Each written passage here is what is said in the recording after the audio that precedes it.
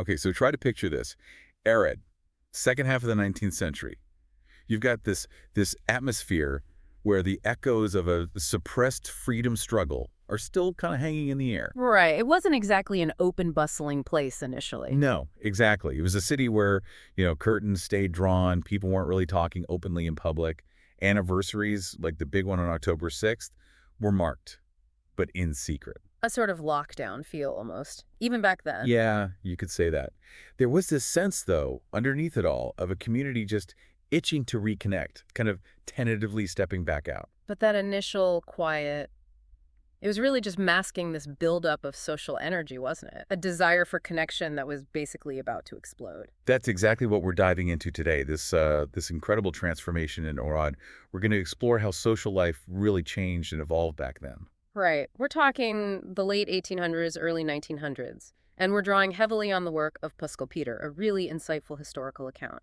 Think of it as trying to understand how a community, after going through something major like that, learned how to connect again, how to entertain itself, how to navigate all these changes. And the source itself, this translated history, it's fantastic. It's packed with those little details, the things that really bring the daily lives, the social structures of people in Arad back then to life. Absolutely. So for you listening, this is a chance to, well, quickly get a handle on a really key period of social change in one specific city. But it's more than just Arad, isn't it? It gives you these broader insights into how communities, well, rebuild themselves, how they redefine who they are after big historical shifts. Yeah, expect some surprises, some really vivid pictures of how Arad kind of woke back up socially. Okay, so let's get into that initial period, the recovery.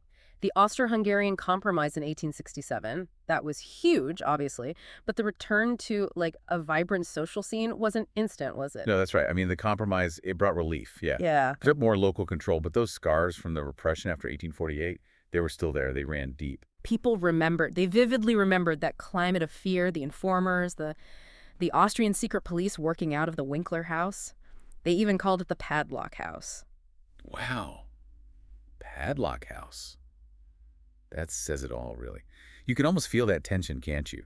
The drawn curtains on October 6th, those quiet, almost secret acts of remembering. It sounds like a community just holding its breath. Precisely. And it took a while for that fear to really fade, but you start seeing these little shifts, these symbolic acts. Like what? Well, the Alfold newspaper, for instance. It became this really strong voice pushing for a proper memorial for the generals executed after the revolution. Right, reclaiming that narrative. And then you have the Cosi Association, founded in 1881. They were crucial in gathering up relics, memories, artifacts from that whole period. These things really mattered to people. They resonated. It's interesting, this urge to reconnect after being so isolated. It seems like it led to this explosion of groups, societies, associations popping up everywhere. Yes. And what's really telling is just how many and how varied these groups were that formed relatively quickly. Pascal Peter actually suggests this might have been even more pronounced in Arad than elsewhere. Why? Because of the recent history. Exactly. It's like that shared experience of hardship, of suppression, actually fueled a stronger need for getting together, for rebuilding those social connections once things ease up a bit. So these weren't just like book clubs or something. They were vital for rebuilding trust. Definitely. They weren't just casual meetups. Yeah. And they often had, well, a clear social, sometimes even political dimension. You can see that in the names, can't you? Some of those early ones. Absolutely. The National Guards Association of 1848-1849, the Kossuth Society, the Estalos Saunders Society. Their patriotic leanings were pretty clear. It reflected that ongoing feeling after the revolution. And they weren't just looking backwards, were they? These groups actively started shaping the city itself. That's a great point. They took the initiative, putting up commemorative plaques around Arad at places that were important during the 48-49 struggle. Making history visible again. Right. And then later, under Mayor Salascula, he had a really long run. They started officially renaming streets after heroes like General Bem Yosef and Astalos Sander. Tangible ways of keeping that history alive and, reclaiming their story in public. It's fascinating. So you have these initial groups rooted in history, in identity, and they sort of pave the way for other kinds of organizations. Yeah, then you see the rise of more specialized groups, professional ones, charitable ones. Which makes sense, right? As the city grows, modernizes, society gets more complex. So you get groups like the Association of Private Civil Servants, engineers and architects, printers, railwaymen. Each catering to their own profession, their own interests. It shows this growing sense of identity within those fields. A real marker of urbanization. And alongside those, you get the charitable societies showing up. Like the Israelite Society for Funerals, the Noble Heart, Providence, Joy. It points to this growing sense of civic duty, doesn't it? Looking after the community. Exactly. A developing civic consciousness. And these associations, they weren't just informal get-togethers. They had structure, right? Presidents, treasurers. Oh, yeah, absolutely. They operated with proper procedures. This formal structure helped them function, raise funds, organize events. They became these really crucial hubs for social interaction, bringing people together around shared goals and just strengthening the whole social fabric of Arad. Okay, so moving beyond those formal groups, Arad also had this really vibrant sporting life developing. I was amazed to read about a shooting society way back in 1831. Yeah, that's quite something, isn't it? The Shooting Society, founded by Baron Orsi Lorentz in the Small Forest, or Padurish, it's actually noted as the first sports association in all of historical Hungary. Wow. So Arad was a real pioneer in organized sports then. It seems so, ahead of the curve. And there's that brilliant story about Emperor Franz Joseph Ah, visiting the firing range, and the locals being, well, maybe a bit less formal than expected. yes. The ad hoc master marksman, Covert Gabor, basically telling the emperor his shooting wasn't great. You could just imagine the faces. And the industrialist, Neumann Eid, when the emperor complimented his distilleries, Neumann just says something like, well, your majesty, you should try the products. It gives you this very human, less stiff picture of how people interacted, even with the emperor. It really does. And before we move off sports entirely, that French fencing school in 1860, that caught my eye too. What does that tell us? Well, the fencing school opened by this master instructor Vale, it suggests a certain cultural aspiration in Arad. They were looking towards European trends. It's pretty popular, too, right up until dueling got banned. Right. And then after that, you see this real boom in sports clubs. Later in the century, skating, Yeah. athletics, cycling, canoeing. A whole wave of them. The Mhm. Skating Association in 77, athletics in 79, cycling in 89, canoeing in 90, the Arad Athletics Club, the AAC, in 99. Sounds like people were really embracing getting active. Well, yes, but we need to remember who had access initially. Early on, these sports skating, gymnastics, athletics, swimming, bowling, rowing, cycling, they were mostly the domain of the rising middle class, the bourgeoisie, Yeah. and almost entirely men. Ah, right. Leisure time and resources were key. Exactly. But cycling,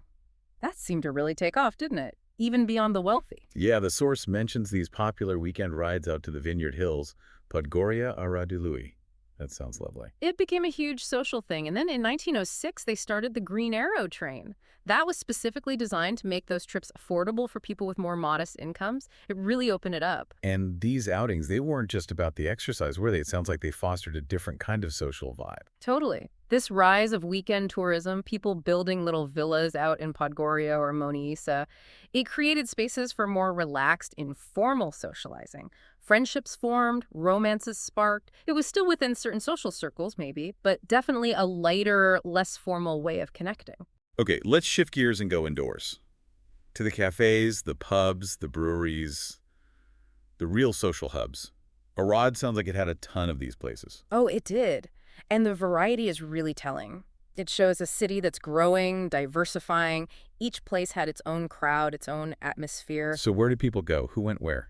Well, journalists, actors, that crowd, they tended to hang out at the big hotel cafes. Places like the White Cross, Barosi, Vaz, Central, Hungaria, Nador, which later became the Pannonia. So those grand hotels weren't just for travelers. Their cafes were like social stages. Absolutely. You went there to see and be seen, to network, catch up on the gossip, the news. What about other folks? Younger people, maybe people without as much money? They had their spots, too. Places like the Red Ox, Varoza Kur, the Black Sheep, Fikette Barney, the Hotel Stadtvin, and lots of cheaper little bodegas. And then there was the Fairy Garden. Tinderkert. Yeah? That sounds intriguing.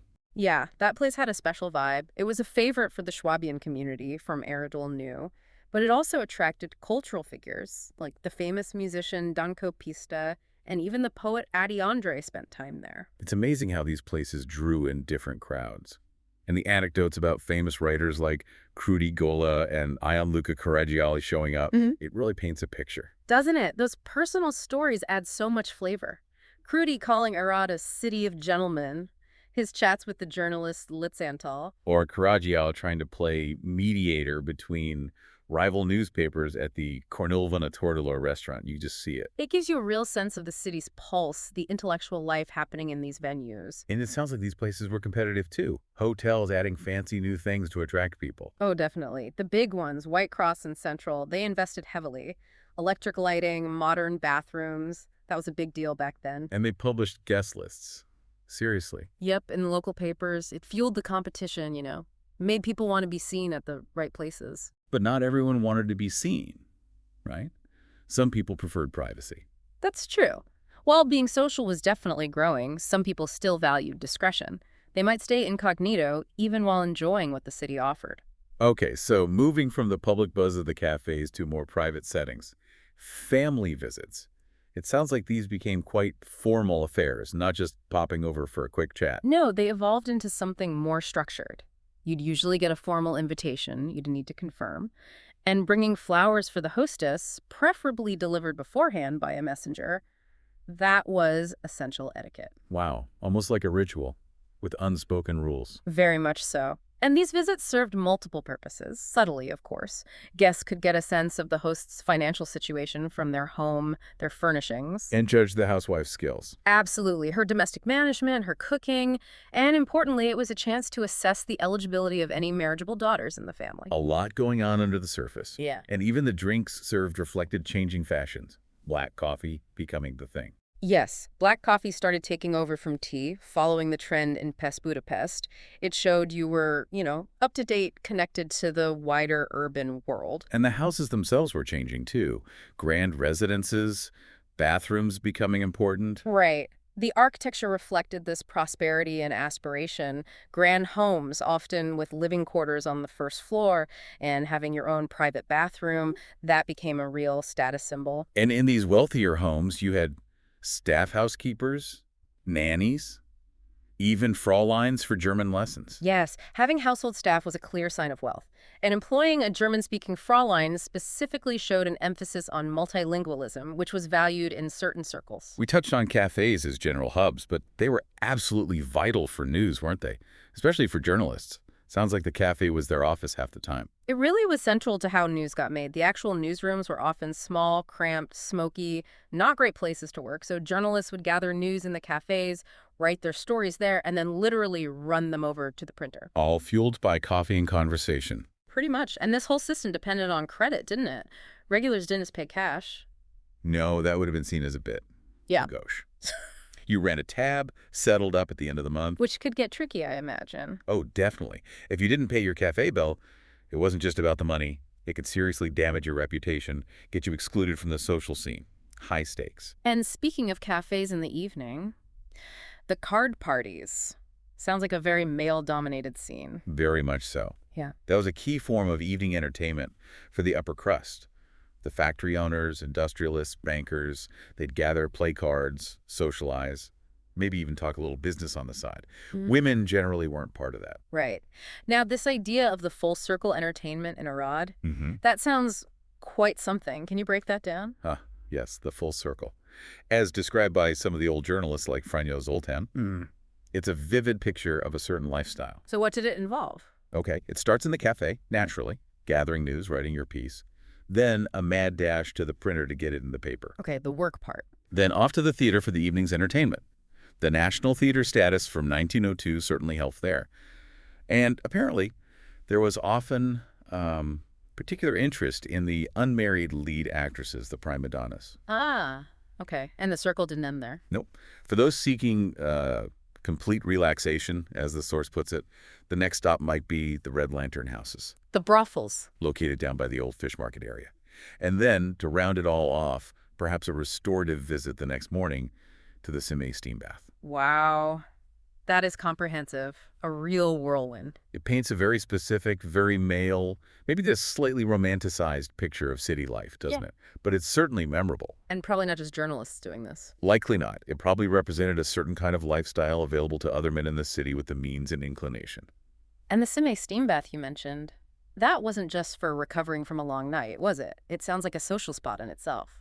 Oh, absolutely. Founded in 1884, it was very modern for its time, even had its own electricity generator. It became a really popular weekend hangout. Gentlemen would go, relax, discuss business, catch up on gossip. So bathing culture was part of the social scene? Definitely. There were smaller baths, too, the Diana and Catalan, and the Vast Bath, which was near that entertainment district and had a slightly different reputation, perhaps. Right. So visiting these places, the baths, the entertainment district, it was partly about socializing, partly about status, maybe even a rite of passage. Exactly. For some, it seems it was seen as part of adopting a certain bourgeois attitude. And yes, almost a rite of passage, especially for students finishing their studies. And that entertainment district, the pubs and brothels near the fish market, it sounds like it was quite well It known. was where many young men had their baptism of fire, as the account rather bluntly puts it. It had a certain notoriety. And in some circles, knowing about it was almost prestigious. Weirdly, yes. Within certain bohemian groups, familiarity with brothel life was considered a mark of worldly sophistication. The poet Adiandre's visits are mentioned again here as an example. Later writers visited too. It's quite a contrast, isn't it? The formal balls on one hand and this other world coexisting. It really shows the different layers and contradictions in Arad's society. And even the success stories, like Aunt Fair apparently running a successful rooster house and using the money to build a big building. It speaks volumes about the economics of it all. Shifting back to the more public-facing city, the 1890s sound like a real boom time for Arad's reputation, big events happening. Definitely a high point. The unveiling of the Statue of Liberty in 1890 that drew huge crowds, thousands of people. It was a massive national event happening in Arad. And the economic exhibition. Yeah, a national economic exhibition for the southern counties was held there over the summer. Huge boost for the city's profile. And in 1893, they opened the Museum of the Relics of the Revolution of 1848-1849, really cementing Arad's historical significance. And throughout all this, the established elite, the aristocracy, the wealthy bourgeoisie, they were still the main drivers of the formal social scene, right? The banquets, the big gatherings. Oh, absolutely. Banquets were key for networking, celebrating milestones. That huge one for Mayor Salatskula's 25th anniversary in 1900 at the White Cross Hotel. That was a major event. And things like commissioning portraits of city leaders, naming honorary citizens, those were big deals too. Yes, markers of status and civic pride. People like Yochai Moore, the famous writer, Munkaksi Mahali, the painter, and Mayor Salas himself were made honorary citizens. There were quite a few between the Compromise and 1914. But the real pinnacle of the social season for the wealthy, that had to be the balls, right? Without a doubt. Ball season kicked off right after Epiphany, January 6th, and it was just this whirlwind of charity balls, society balls. So many different ones. Yeah, the Town Hall Ball, the Kulksi Association, Red Cross, the AC Sports Club Ball, the Industrialist Ball, the Hunters Ball. It was nonstop. Crucial for socializing, showing off your status, making connections. You'd see all the big names there. Baron Bohus, landowner Zelensky, the Newman family. And the White Cross Hotel was the place to be for these. It was definitely the most popular ballroom. But other spots like the Central Hotel, the Lloyd Palace, the Industrial House, and later the big Cultural Palace were also key venues. What were these balls like? Grand affairs. Live music, of course. Experienced masters of ceremonies like Barabas Bella, keeping everything running smoothly. Raffles were common, usually for charity. And electing a prom queen was always a highlight. Sounds like a lot of planning went into them. Very structured. Immensely. The invitations were formal. Dress codes were strict festive gowns for ladies, tails or tuxedos for men. Seating charts were meticulously planned. Even the order of the dances was set up beforehand. And for young women, their first ball was a huge milestone. Oh, absolutely. The first ball was a major rite of passage.